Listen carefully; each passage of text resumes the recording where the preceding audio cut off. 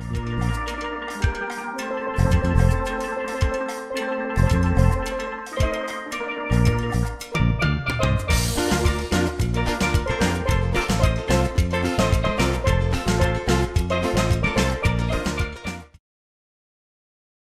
only our very valuable labor, our talent, our energetic creativity, but more than that, our faith. At dahil ang mga anak ng Diyos ay nasa isang lugar, yung pagpapala ng Panginoon na pupunta tuloy kahit sa mga nandun ng mga katabi. Kaya kahit saan nagpupunta anak ng Diyos, may dala-dala ang pagpapala. Sa ating pag-aaral ngayon, ang pag-aaral, how to laugh at the days. Meron kayong mga handout. Paano gano'n? Napamigay ba natin handouts? Yes. Yung mga papel dyan, may blanks. Alright. So, nandiyan ang ating outline. Lahat we can be prints of anywhere, lagi may outline. At may mga blank kasi yung sagot lalabas sa screen. Para isulat niyo kung may notes kayo. Bukas kasi yung mga prints,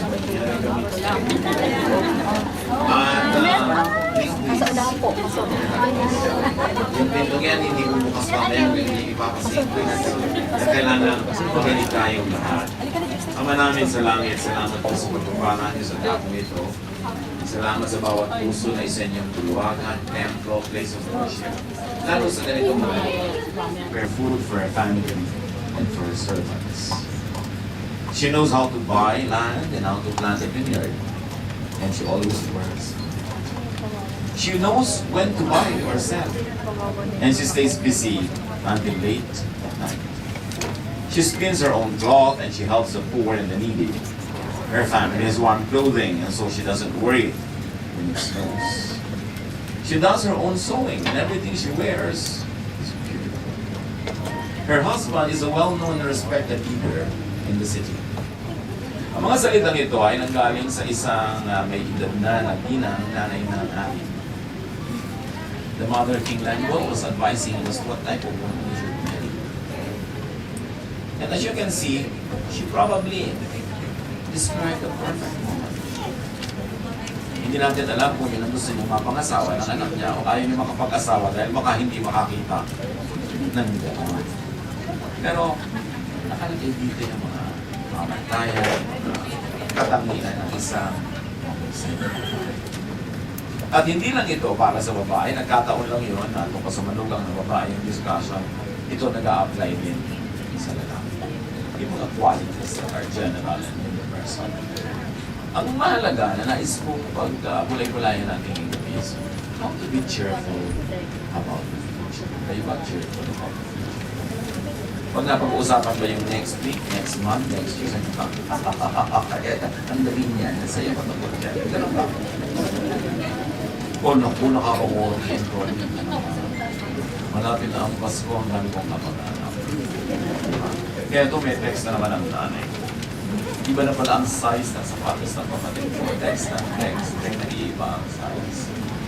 Natutuwa ba kayo pag iniisip yung future ko ng kapatid?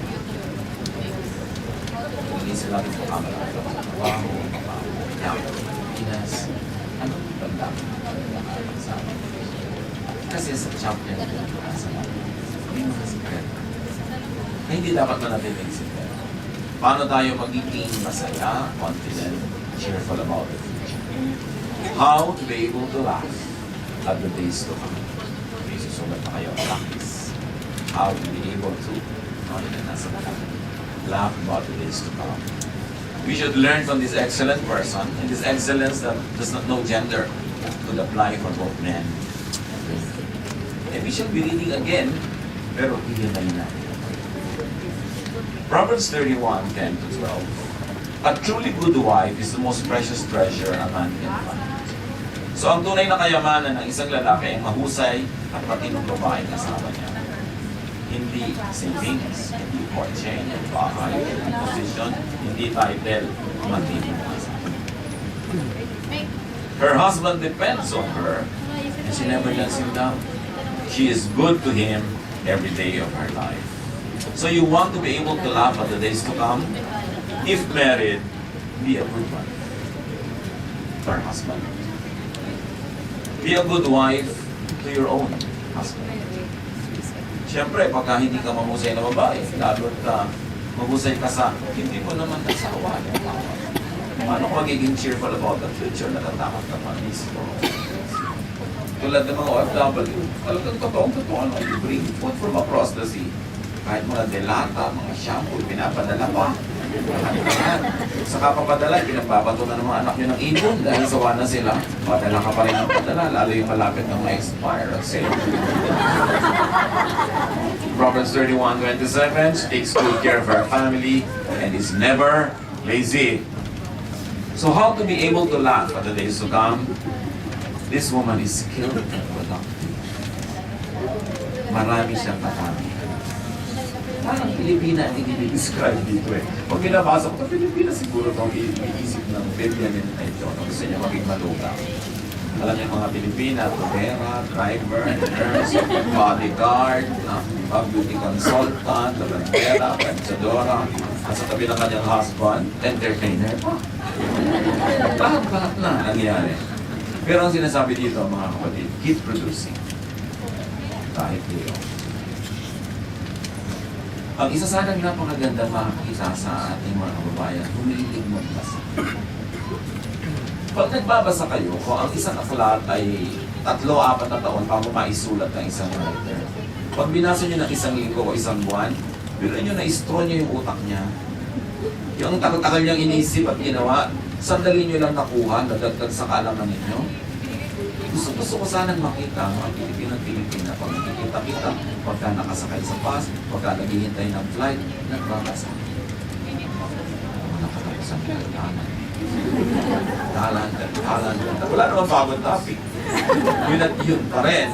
Nagkadalasan po tawagan ko. Ganyan ang mukha mo.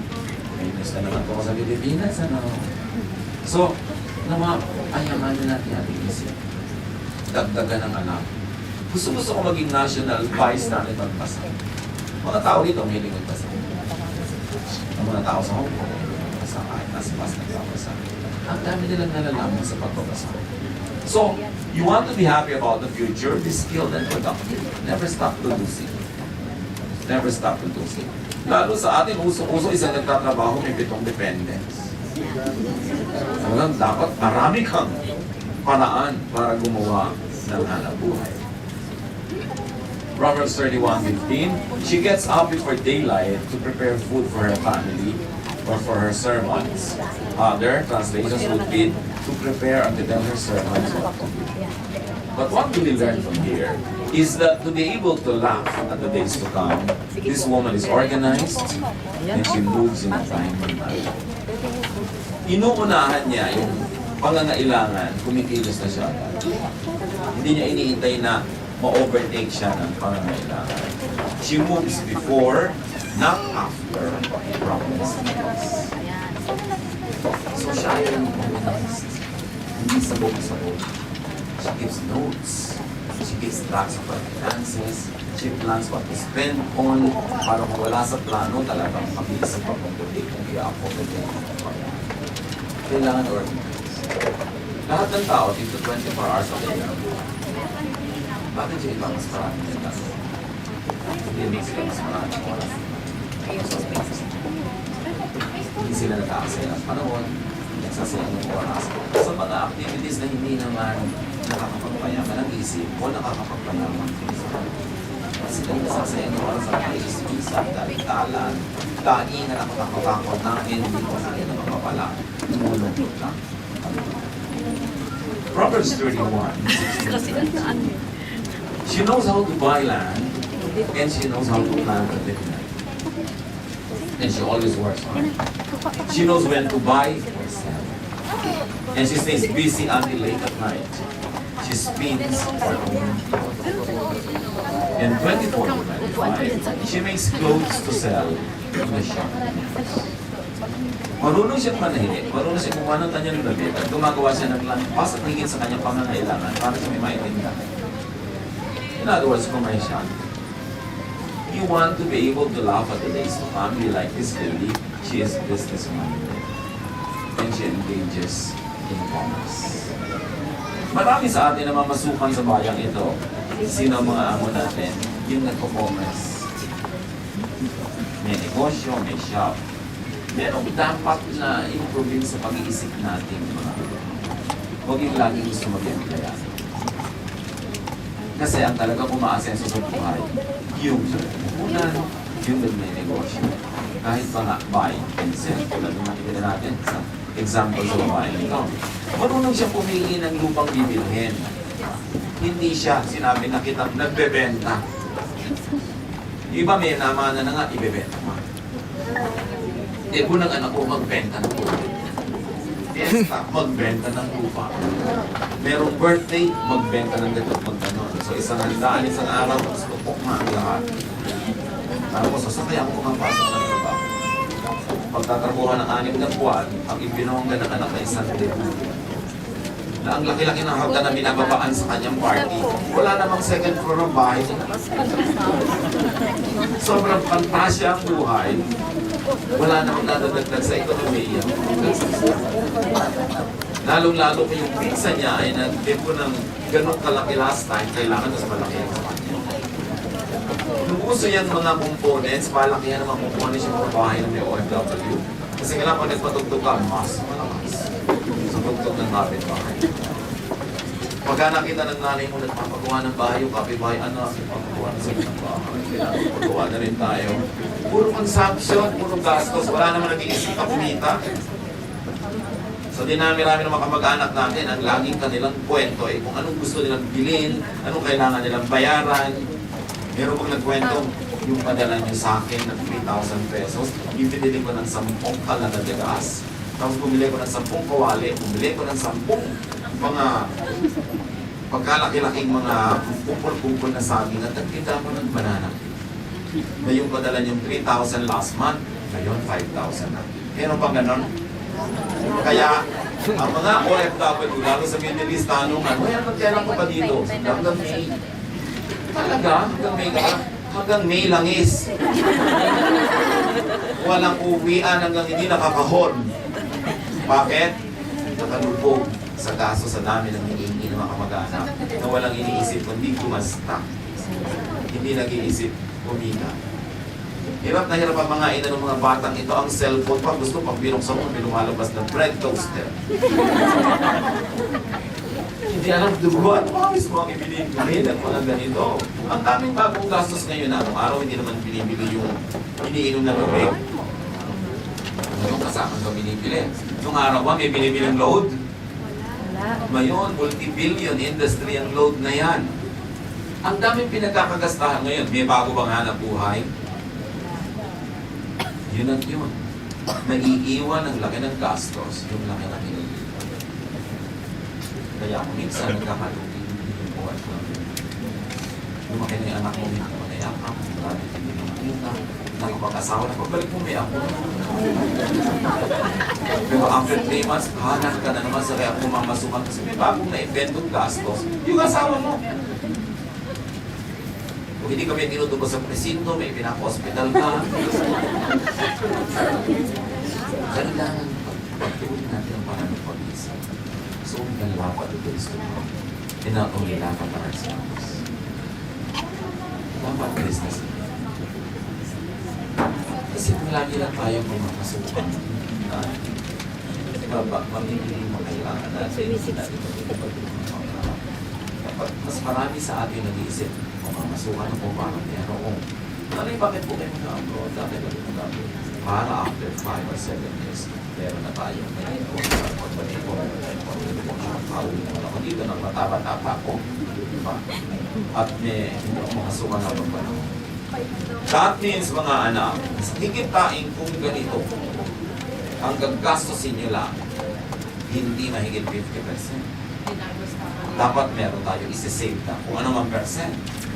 20 o 30% para hindi naman ako kailangan habang. Disiplina dapat lahat. At dapat din marunong mag-business yung mga anak na. Maliliit na bagay, bibili ko sa palengke, titinda mo sa school, may tubo ka na. Kasi, we should not spend more than that. Magpasirko-sirko ka man. Hindi mo kailangan ng napakalaking edukasyon sa math para malamang pag mas malaki ang gastos mo kaysa kita. Importante. At may isa pang sikreto, itong babae. Kasi kaya ito sa ginagawa ko sa Proverbs 31:20, and she helps the poor. Matulungin siya. Hindi naman siya puro business is business, hindi siya puro kumikita na lang tapos selfish. Hindi naman siguro namin kailangan. Kasabihan ko po dyan, sobra-sobra nga tayo to help the poor and the needy relatives. Ang dapat kang ituro sa atin, magbawas ng sobrang pagbibigay. Para naman, may natawin. Para magkaroon ng kahit konting buhay. Kung may magkasakit, may magpagawad. So, this woman can laugh at the days to come. She is blessed because she is charitable and helpful. She is not the recipient of. It's more blessed to give than to receive. Proverbs 31:26, her words are sensible and her advice is thoughtful. So, you want to be able to laugh at the days to come, be sensible, be reasonable, be intelligent. Ibig sabihin, kung ano man ang narating natin na antas ng formal education at pag-aaral, hindi sapat yun, aral ng aral. Na kung marunong kang gumamit ng computer, huwag lang puro Facebook ang kaldalan at mag-research ka naman, mag-google ka naman. Alam niyo mga kapatid, ang isang tao maasa sa ang isang tao makakaawon sa hirap. At ang isang tao mag-aawon sa kanya ng sa hirap. Hindi yung tao bawat araw, bago. Hindi bagong chismis. Hindi mga bagong kung ano-anong balita, hindi na magkakaperahan. Hindi bagong chismis. Kasi makipag-usap ka lang kahit kanino, may skill yan may trabaho yan, pero yung alam na hindi mo alam. So, ito po, hindi ko maglaba. So, at least natin ito na kapag-ilan naman. Pag meron ka nakitang supply ng lumpia, alugin ng lumpia kung maluto ka, ito oras na. At magkahulihan kayo ng loob, ituto niya. Next time nagtuto ka ng lumpia. May magkakagusto nun, mamaya magpapaluto sa'yo, may catering business ka na magsisimula. Pero isang Pilipina, may napangasawa siya na Swiso. Napatira siya sa isang village, siya nagkaisa-isang Asyana. Siya nagkaisa-isang Pilipina. Alam mo ba na pinag-aralan niya kung paano makakakuha ng supply ng papaya? At gumawa siya ng atsara. Doon na ipinagdagalo. Hindi mo na nakagusto. Umorder. At ang Pilipinang ito, dahil sa kanyang atsara na dumami ng dumami ang order, naging caterer siya ng pamilya na may-ari ng Swarovski Restaurant. Hanggang siya kinuha na siya talagang maging house manager ng mga mayayamang Swiss na ito at mga Austriano. Naglaki-laki na ang kita niya. At palaging nagbabakasyon naman yung mga yun. Kaya meron siyang free time. Gawa siya ng gawa ng atsara. Dahil sa konting sipag, hindi mo alam kung saan kadadalhin nun. Meron naman isang Pilipino mag-asawa sa California. Naisipang mag-uwi sa California. Pagkatapos po pa siya sa Pilipinas ng makahiya. Alam niyo yun. Pag hindi pumindaho sa masarap. Ini-ignore natin sa Pilipinas yun. No? Tinatapas-tapas mong ganyan. Nilagay nila sa pinalaki nila sa kanilang mga greenhouses. At sa mga malalaking party, pinahiram nila sa table. Nagtagulan sila sa halamang sasarap, bukas, sasarap. Wala sila nun. Sa makatuwid, nagsimula silang magbenta ng pera. Yung pera nila sa mga Kaya was bukas yung putak nyo sa mga pagkakampera. Hindi lang isa kaya pwedeng mag-part-time. Saan ako pwedeng mamasukan? Kasi ang binabayaran lang sa iyo oras mo. Kahit yung buong oras mo, magbuhay ka na 1,000 taon, ipaupang mo yung oras mo, hindi ka makakapili ng bahay sa kamera. Nakapag-inventa yung mga utak. Run up your creativity. Huwag lang yung oras nyo. Kasi pag oras nyo, ang binibenta nyo, nakatali kayo. At pag nakatali kayo, ano kung pwede nyo gawin? Wala nang iba. Dapat yung nagbibenta tayo ng oras ng labor natin. Panandalian lang ako nila kung tayo naiisip na magandang maibababag natin. Sino ang makasenso sa buhay? Mababasukan o yun ang nagpapagosyo? Kaya pa tayo napapasukan. Alam niyo, wala kasing kapital. Eh, ba naman pag may nagbe-birthday, may lumalabas sa kapital. Bakit pag may mga gastahan dyan, naglalabasan yun? Kung talagang gugustuhin, pwede. Alam niyo, marami mga chino sa atin. Sa bangko. Ako, mga nakasosiyat, mga naka-ano lang yan, mga nakasando. Mga kahihirap pa sa dala sila. Pero ngayon sila mayayaman sa Pilipinas. Bakit? Kasi alam niyo yung kwento ni Henry C. May-ari ng SM, may-ari na yan, nakalakati ng Pilipinas ngayon. Mahirap pa sa daganong araw. Kinakausap niya yung isang tindahan ng sapatos.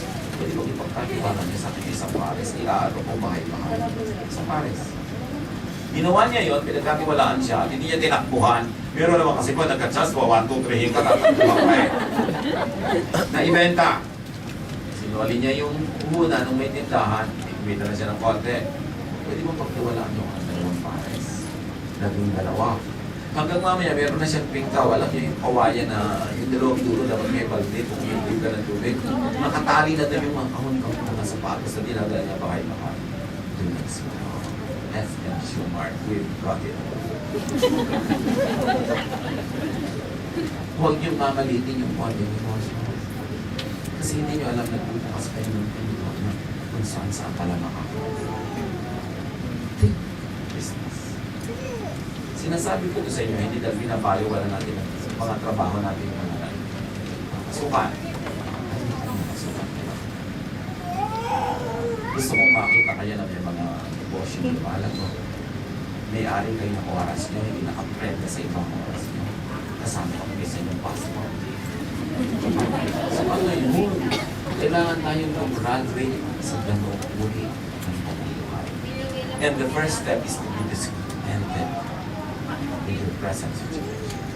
Habang itinuturo sa Bible yung be contented, yun eh, pag nagawa mo na ang lahat, hindi sa simula, kontento ka na agad. Kasi wala mo. So she is sensible, reasonable, intelligent. That means she is teachable. Alam niyo yung taong lalaki ang utak, yung pag kami tinuturo kang hindi niya alam, nakikinig at nagpapasalamat. Pag ang tao, hindi siya lalaki, pag may tinuturo ka ayaw makinig, mayabang. Pinapatunayan agad, mas marami siyang alam. Tatabunan agad yung sinasabi mo na iba niyang alam. Ipagpalagay na nakapagpasikat kayo, yung alam niyo ang na-display niyo. Pag naghiwalay kayong dalawa, sinong yumaman? Siya. May natutunan sa iyo eh. Ikaw ba may nadagdag sa iyo? Wala. Yung nananahimik at nakikinig, yun ay yung mayaman. Then magagamit mo yun, parang magkaroon ka ng abilidad to improve. Proverbs 31:30. Charm can be deceiving and beauty fades away. But the woman who honors the Lord deserves to be praised. You know why this woman can laugh at the days to come? She honors the Lord. With her speech, with her thought, with her lifestyle. Napupuri ang Panginoon dahil sa kanyang patotoo sa buhay. At siyempre, when you honor the Lord honors you. Kung ano itinanim siyang inaanin. Never fail to honor. Kahit hindi nakikita ng iba, nakikita yun ng Diyos. At ang mahalaga naman yung nakikita niya. Lifestyle is important. A lifestyle that honors God. Proverbs 31:23. Still about this woman whose life is so adorable. Her husband is a well-known and respected leader in the city. Her children praise her. And with great pride, her husband says, there are many good women. You know how this woman will be able to laugh at the days to come? Her husband. Malaking factor. So, gusto ko ano ito yung dapat problem. Masagot na yung kapalangan. Hindi ko mo siya ay nagloko ka na rin. Hindi ko mo siya ay nagtapon ng buhay niya, itatapon mo na yun sa'yo. Kailangan may isang matirang doble ang tino. Para nakalala. Kaya ibig sabihin nito, ang tunay na masigla, masaya at matibay na buhay pamilya, lahat ay tutulungan pati mga anak. Do not spoil your children. Isa may mga anak tayo na isa pananabik natin, pagmamahal, at least may guilt feelings pa yung iba na hindi nila kasamaan namin. Pag umuwi, walang ginagawa kundi tabunan ng pera, tabunan ng mga ganito. Magkakamali, hindi pinapagalitan, dahil sa pinapakasyon, pinapagalitan. Anong paparating mo, monster? At the end of the day, lugi na naman din siya. So, tulungan niya. At dapat ipinapakita natin sa ating pamilya, tayo dapat magtulungan para kayo. Hindi pwede isa lang magkahanap buhay. Kasi yung ibang puro dos tayo ng isa. Ang bakit teach people in the family to be responsible. So this woman can laugh at the days to come because of something outside of herself. People who shape also her life. Her family is sensitive, cooperative, and ambitious. Can you imagine her children rise and call her blessed? So mga bata marunong na makakilala na kabayanihan ng magulang nila. There should be cooperation. Kailangan lagi nating turuan, lalo ang mga bata ng mga correct values. Lalo tayo malayo. Hindi ako laging sangayon sa policy ng gobyerno natin to export it. Bagamat ito ay nagiging pantapal sa ating mga panandaliang pangangailangan o mga dagliang pangangailangan, mga urgent needs. In the long run, we pay a very high social cost. Because there is a generation that grows without a mother or father, or sometimes without both father and mother. Mga lola at lolo na lang ang kasama nila sa bahay ng mga pagod na tapat na yung magdisiplina. Diba? Minsan, hindi rin sila fully authoritative. Kaya hindi ko nais na guilty tayo. Dapat lang kayo pasalamat, nagkakaroon ng trabaho, nakakatulong sa pamilya. Hindi ba sa kung kayo mag-guilty, hindi nyo naman gusto yan eh. Dahil sa pangangailangan. Kaya lang, dapat meron pa yung diskarte na. So, sabihin, gano'n na. Pag sumikapang mag-ipon, kasi ayun, kikita nga po ng kita namin, paano po mag-iipon? Alam nyo, mas maliit ang kita nyo, mas kailangan nyo mag-ipon. Kasi mas wala pa lang kayong pera eh. Anong gagawin ninyo kung hindi pa kayo mag-iipon? Eh, alam nyo ba, sabi ni Solomon, as the money increases, dumadami din ang gumagastos. Noong araw na hindi tayo nag-a-abroad, yung ganitong pera, kasya. Nung nag-abroad ka, dumami yung pera, kulang pa rin o kasya lang. Kasi pag dumadami yung pera, dumadami ang gumagastos. Dumadami ang kamag-anak mo. Dumadami ang nakikihati. Kuya, ngayong araw, panagalaga sa'yo na 3 days. Kasama na dapat sa pensyon, no? Hindi yan na ito dahil nakaang ka na 3 days. Dahil may trabaho ka abroad. So kailangan din marunong tayo talaga mag-disiplina. But her family is appreciative of her. It means that with the appreciation, they also try to conserve her earnings. Kahit kailan, hindi nakita na yung babae ito nakaasa sa asawa niya. No? Pero just the same, mabuting asawa. She rises to prepare food for her house. In other words, hindi niya ginamit yung economic power niya para maghari-harian sa pangailangan. Nanatili siya mabuting asawa, mabuting ina. Now, what are the results of her excellence? Proverbs 31:2. Her family has warm clothing, so she doesn't worry when it snows. She and her family are well provided for. Hindi naman lahat wala namang snow sa atin. So sabihin nyo, hindi naman sa family kayo, wala namang snow sa atin. Siyempre, talinghaga na yan. Marami na yung nakumpas sa iba't ibang mga kultura. Basta ang point ito, sa mga tunay na pangangailangan, meron na siyang funds. Why? Kasi hindi niya nilulusta, isa walang kaputan. Yung kanyang resources. At pinapadami niya ang kanyang kinikita. Hindi siya umaasa sa isang income lang. Marami siyang ginagawa. Proverbs 31:22, she does her own sewing and everything she wears is beautiful. Because she is productive, dahil siya masipag, she could dress well. But that is not the real point. She rises above just survival. Hindi siya basta mabuhay na lang. Merong refinement. Merong beauty. Merong mga dagdag na pampaganda ang kanyang buhay. Kasi higit sa pangangailangan ang kanyang buhay. Proverbs 31:23, another effect of being a very, very good person, her husband is a well-known and respected leader in the city. So her husband gets respected because of her. And if he is already respectable, he gets more respected because of her. Dahil nagdadagdag siya sa dangal ng kanyang asawa. dahil sa kanyang maingat na pagdadala ng dangal ng kanyang asawa sa sarili niya. Proverbs 31:25, she is strong and graceful as well as cheerful about the future.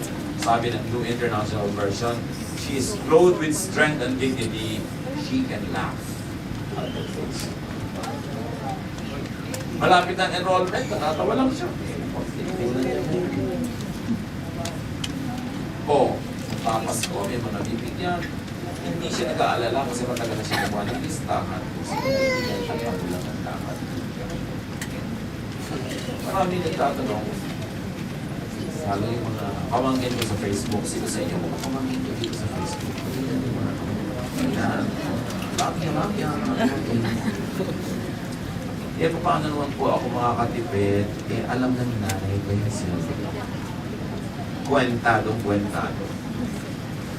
Alam ko ng barangay captain namin, alam ng kapitbahay, alam ng lahat. No? Binapayo ko sa kanila, kumuha kayo ng lupa, ano man. No? Kung mga ala-alahas, hindi naman laging totoo investment yan kasi pag magbebenta ka pag nangangailang ka, maparating na yun. Mga misis na gusto magka-alahas, huwag ka na sabihin, investment, sabihin ka na gusto ko. Kaya naman tumutubo ang bumibili niya. So, alam nila, kita mo, malaman din nila nakukuha ng educational plan para sa anak. May hinulugan ang lupa sa Teresa Rizal. May ganito at may ganon. Para alam din nila na hindi ang pera lagi.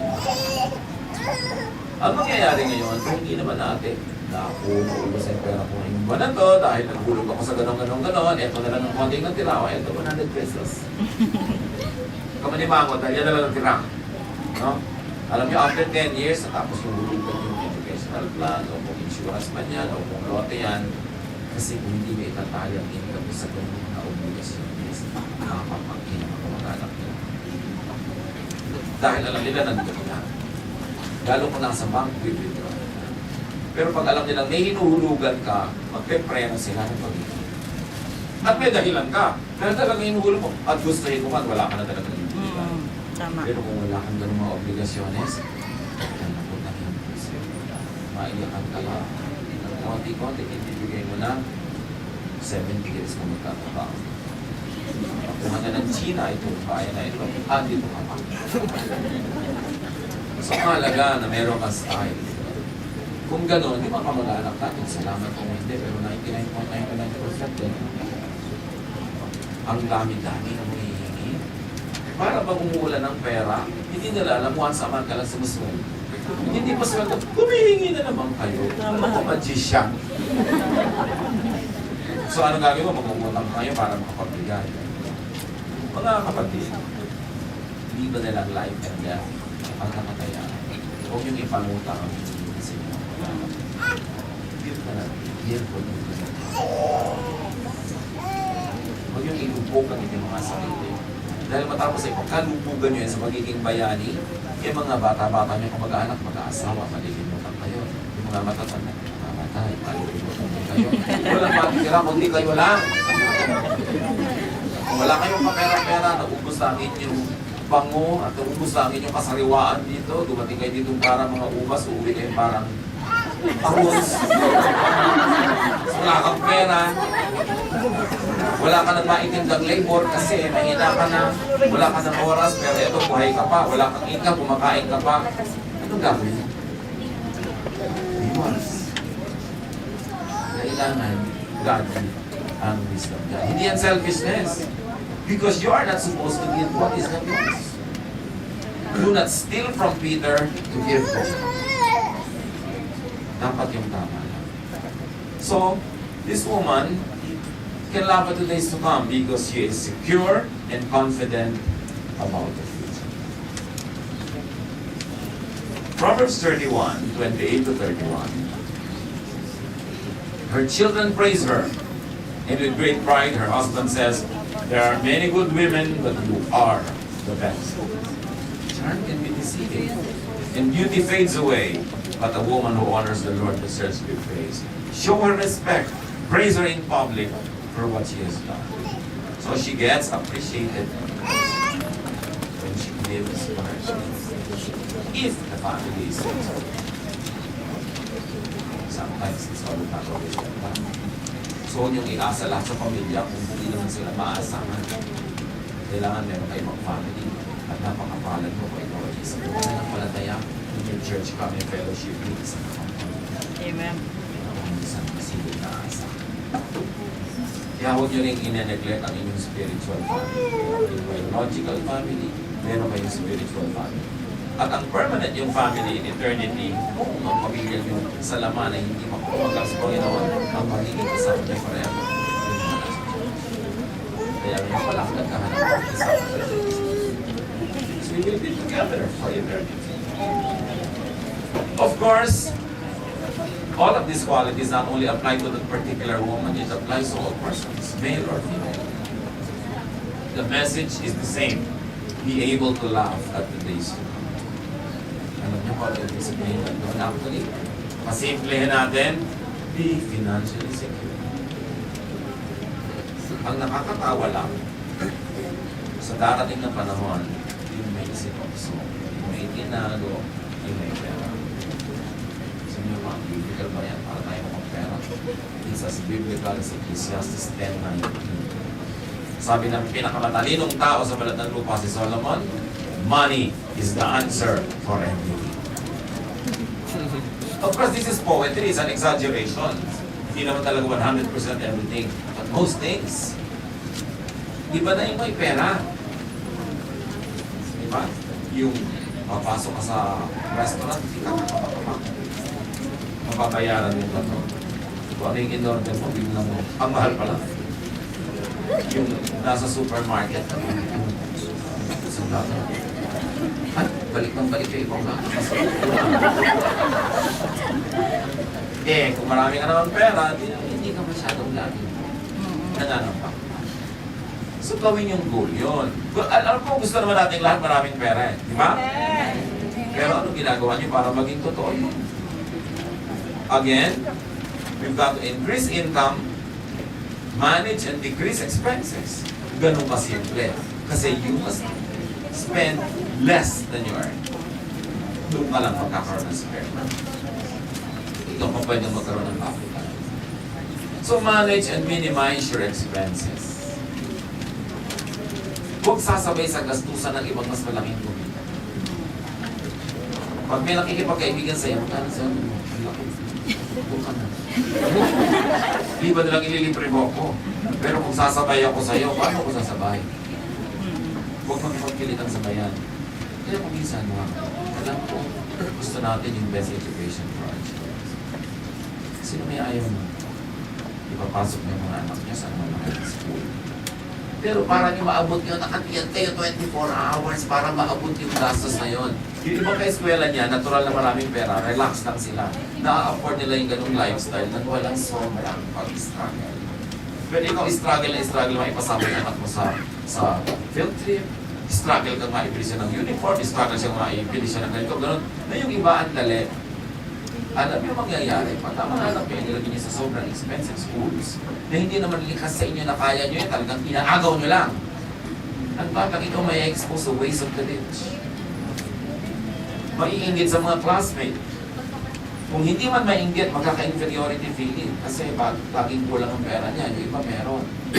Lagi kayong pipilitin niya na maghabol. So, ito tayo sa kaya niya. Hindi naman guaranteed na pag pumasok sa mahal na school, tumatalino na. Lalo't pilit. Gusto natin kasi pinipili kasi gusto natin naranasan natin hirap o nila maranasan. Pero pag ang inilagay mo siya sa isang situation na siya ang pinakamahirap sa grupo ng maluluwag, sa palagay niya maganda para sa feeling niya.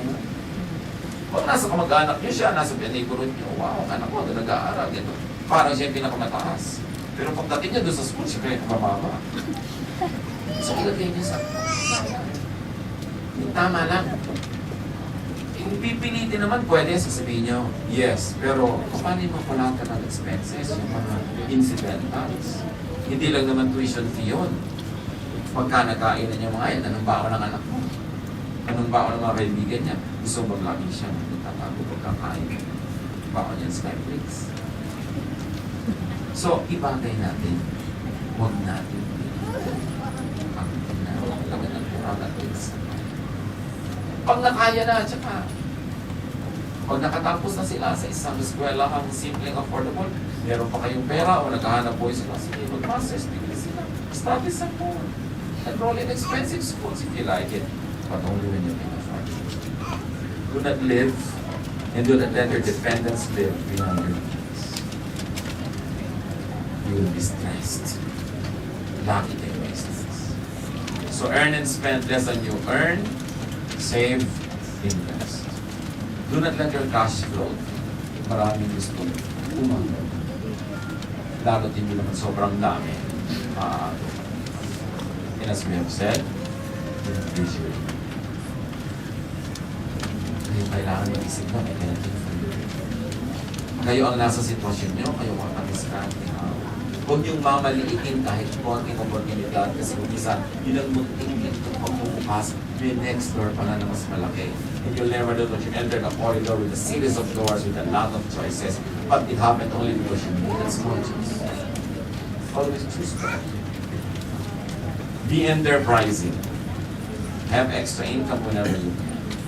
Mag-uwi kayo sa Pilipinas, baka meron kayo madadala dito pagdating nyo doon, ma-inventa nyo, hindi puro kamikay.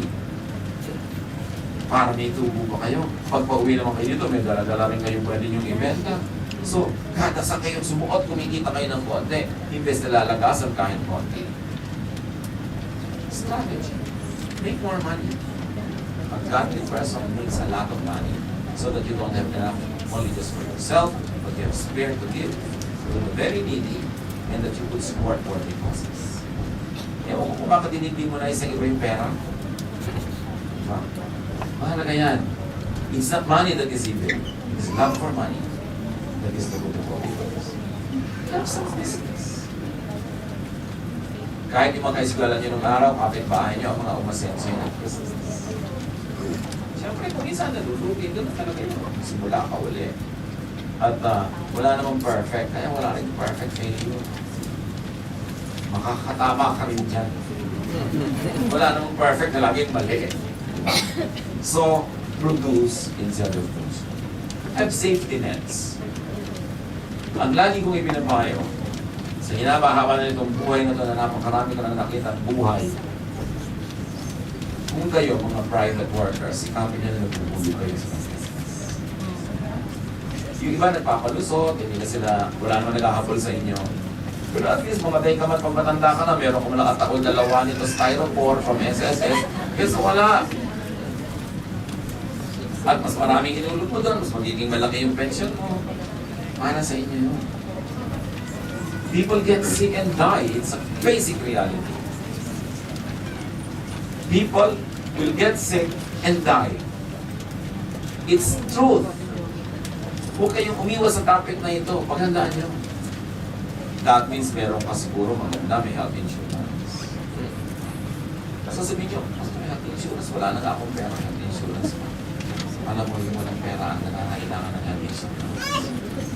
Kasi may pera, kahit kailan magkasakit, kaya nyo magbayad eh. Eh hindi mo pala kaya, sikapin mo magkaroon. Kasi may mga tatay at nanay ka, dependent sa'yo. Kung kaya mo silang ikuha ng health insurance, ikuha mo na. Bakit ka naman hindi iniisip ng tao? Kung may sakit, itutong pa na lang na yung katawan nila sa mga kamag-anak, ipagaman niya ako. O biglang namatay, ikikiligin niyo ako. Alam na natin mamatay tayong lahat, pero gano'ng karami ang may life insurance? Gano'ng karami ang may ataul insurance? Hindi ko na po ako. Kung natin pag-uusapan yung mga ganyan bagay. Bakit? Kung namatay ka sa kay lalagay. So kung kaya natin, maghulog ka na. At kung isang beses ka pa na naguhulog, bigla ka nang nadedo, panalo. Ikiit naman ang hulog mo. Parang na. Eh ngayon, kung gusto mo naman tumagal, hindi lalong mabuti. Pero kailangan. Nakikita niyo yung mga kamag-anak natin may sakit, hilong-talilong dito, walang pambili ng dugo, walang pambili ng gamot. Gusto magpakamatay, hindi maka-afford ng lason. So wala kami na pera. Pero nagkagastos na lang sa mga parties, mga ganyan-ganyan. Kailangan meron tayo niya. Memorial plan. sa kay Lilibeng. Ito na lang po ako sa may puno ng saging. Wala na puno ng saging ngayon eh. Di ba sa kailalagay, sa kay Lilibeng, mga basic things. Pag meron kang health insurance, magkasakit na, hindi ka laban the days to come. Kasi kung meron kang halimbawang PhilHealth, meron kang SSS, inaantay mong tumanda ka na konti dahil meron kang magiging pension. Hindi yung takot na tumanda dahil pahina ka na pahina, wala ka na hanap buhay. Tapos maraming kailangan pera dahil ang dami iinom yung gamot. Be prepared for these days kasi hindi sila sumalis. Huwag natin ligayahin ang mga ninuno natin, mga lolo, lola, magulang na walang ginawang paghahanda sa sarili. Tapos yung mga anak, lahat ang bahala sa lahat ng expensive. Alam niya ngayon, kahit may anak kayo 10, hindi kayo nakakabiyak na may nakapaligid sa inyo kung kayo mag-iingat. Kung saan-saan sila nakikita, nakapag sila, diba? So, kahit mga nakakabiyak na alaga, sobrang naiibang. Naiiba ang takbo ng isip ng mga tao dahil sa media. Dahil sa secularization ng money. Dahil sa materialism that is sweeping all over us. Lagot-lagot ang mga pamilya. Hindi tulad ng araw mga lola natin nakakabiyat na alagaan silang tulungan. Sana makakagawa sa inyong sarili. So kung nagkatotoo, bonus nagkatotoo. Pero kung hindi, dapat na. Ibig sabihin din, hindi mo kayo tinuturoan mag-makasarili. Kung hindi kayo makasarili. Makakita kayo sa sarili. Isa din binigay ko ang lahat sa anak mo. Kilala mo yun, dugo lang yung dugo, naman lang yung laman. Kaya nagasa. Ang manugang mo from here. Tuwing birthday mo, masakit ang ulo ng manugang mo, yung anak mo hindi nakakahalata, lagi silang absent sa birthday mo, di ba? Sasakit-sakitan ang ulo si manugang, sasakit ang puso, sasakit ang paa. Ang ending, basta hindi kasi siputin ang anak mo. Lalo lalaki yun sa'yo, madalas dinadala ng babae sa lahi niya, pero hindi sa'yo. Kayo, mga may asawa, huwag niyo ilalayo ang husband niyo sa inyo. Hinapit niya lalo. Kakasihan kayo ng Diyos. Kahit impakwa niya. Alam niya ng Diyos. At kung isa nakala mo lang naman miscommunication na. Pero wala kayong lugi kung yung asawa niya itutulak niya sa inyo. Nagkiluha natin ang nanay. Binigyan mo ba ngayon ang nanay mo ng sustento niya? Hindi niya paagtawang biyanan niya sa inyong asawa. Kaibang babae kayo. Inas siya sa asawa. God will love their mothers. And godly mothers-in-law. Ikaw naman ay nanay ng anak. Siya ang asawa. Yun ang partner natin ito. Na inaagaw yung atensyon. Kasi paano palaging nasa asawa. Gusto mo rin ng tahanan ng anak mo? No. Rin ng tahanan na hindi mo asawa. Asawa ko walang bahay. Hindi ko may bahay na walang bahay. Rin na kato, walang bahay. Pero hindi ka pwedeng rin na ng bahay na anak mo na lang. Parang nahilot ang mundo. Kaya nagkakagulo ang mundo, nag-aagaw ang tumabyan na ito, magkaiba yung role nila, hindi na natitilihin. So, kailangan, meron tayong magkakagulo. Mahalin. At ang pagmamahal sa piyanan, alam niyo, parang mating na doon. Pinapagpapit sa mga anak ng mga anak ay dapat mahalin. At kung paano nila dapat, dahil naman hindi mga asawa nila na mahal, hindi kayo may asawa na sila. Pero kung nakikisa ng mga anak niya na lagi kayong playing plays, ilayo ang husband niya sa wife, sa mother niya, gagawin sa mga anak. Kung anong tanim, so part of our preparation to be able to love on the days to come, have a memorial plan, have a memorial lot. Huwag yung sabihin wala kayo anak. Mas wala, mas dapat i-gagawin. Kasi darating ang panahon. Invest in your security instead of spend on things, on events, on parties, on gadgets, on vices. At huwag na kayo makikisugal-sugal pa. Nakita niyo ang gaganda ng building, ang gaganda ng ilaw, ang lalaki ng sweldo ng mga nagtatrabaho doon. Saan galing yun? Di ba sa mga tayo? Ibig sabihin, mas maraming talo sa panalo. Kasi kung maraming panalo, nagsara na yun. The mere fact na nakatayo pa yun, talo ang mga pumapasok. No? May isang mananalo sa 100 talo. Siyempre, may ano namang manalo, magganahan yung iba. Kung nagtatrabaho kayo, magtrabaho na lang kayo. Dahil, sasaya. Lulubog tayo sa kanyang mga pag. Huwag kayong umasang nananalo. At pag nanalo kayo, ang daming mamangalato. Mamaya, abonado pa kayo ang ending. So invest in your security. With God's help, you will be able to laugh at the least. Pagpalain.